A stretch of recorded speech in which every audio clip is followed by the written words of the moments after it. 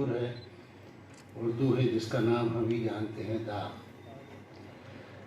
لیکن داغ نے جو دوسرا مصرع کہا تھا، ہندوستان میں دھوم ہماری زبان کی ہے، اب یہ مصرع خود بخود بدل گیا۔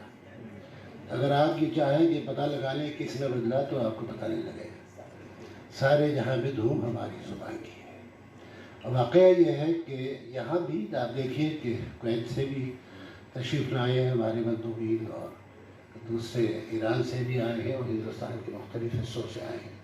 اس کے علاوہ دہلی میں اور دوسری جگہوں پر اور دوسرے ممالک میں میں دیکھتا رہا ہوں کہ دنیا کے بیشتر ممالک اس کے کہ اس کو تمام مراعات اور سرکاری حوصلہ افزائی بھی حاصل ہوتی ہے، اس کے باوجود زندہ نہیں رہتی ہے۔ اس کی بہت واضح مثال ہے اردو۔ جو زبان عوام کی زبان ہوتی ہے، جو عوام میں بولی جاتی ہے، وہ زندہ رہتی ہے۔ آپ کچھ کر دیجئے، وہ زبان زندہ نہیں رہے گی جس کو عام آدمی نہیں بولتا۔ چنانچہ جس کو ہندی اور اردو کا کوئی جھگڑا نہیں ہے، کوئی اس طرح کا مسئلہ نہیں ہے، بعض لوگ بنا لیتے ہیں مسئلہ، لیکن چند باتیں ہیں بہت بنیادی۔ جو پارلیمنٹ میں ہندی بولی جاتی ہے آپ لوگ سنتے ہیں، جو ریڈیو ٹیلی ویژن پہ ہندی بولی جاتی ہے وہ بھی آپ سنتے ہیں، لیکن عوام میں وہ ہندی نہیں بولی جاتی۔ عوام میں جو زبان بولی جاتی ہے وہ ملی جلی زبان، جس میں مختلف زبانوں کے الفاظ شامل ہیں۔ وہ کریکٹر صرف ایک زبان کا ہے ہندوستان کی، اس کا نام۔ اس میں بھی گیا ہوں، ساؤتھ میں بھی گیا ہوں، دوسرے علاقوں میں بھی گیا ہوں، اور نارتھ کا میں خود رہنے والا ہوں۔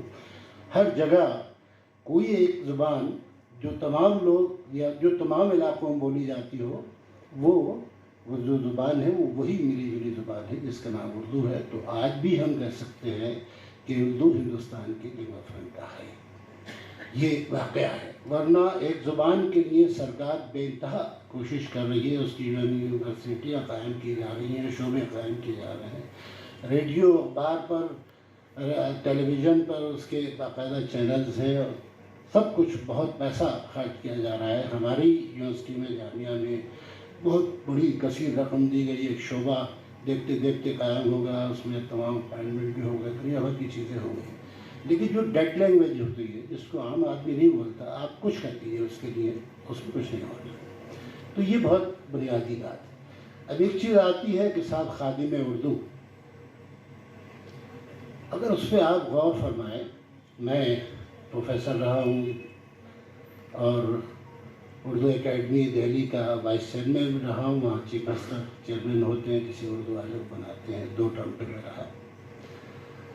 تو بڑی بڑی تنخواہیں پروفیسرز کو اور دوسرے جو اداروں کے سربراہ ہیں اردو کے، ان کو ملتی ہے۔ تو اردو ان کی خدمت کرتی ہے کہ یا وہ اردو کی خدمت کرتی ہے؟ ان کی خادم اردو ہے کہ وہ اردو کے خادم ہے؟ واقعہ یہ ہے، اور اتنی شہرت آپ کو مل رہی ہے، آپ کسی دوسرے ملک میں رہتے ہیں، ہندوستان میں آپ کو بلایا جا رہا ہے، وہ اسی اردو کی وجہ سے۔ تو اصل میں معاملہ یہ ہے کہ اردو خادم ہے ہماری، اردو ہماری خدمت کر رہی ہے۔ واقعہ یہ ہے ہم اردو کی اتنی خدمت نہیں کر رہے ہیں۔ اگر ہم واقعتاً اپنے گریبان میں جا کے اور جو کچھ ہم کر رہے ہیں اس کو دیکھیں تو اندازہ اس بات کا ہوگا۔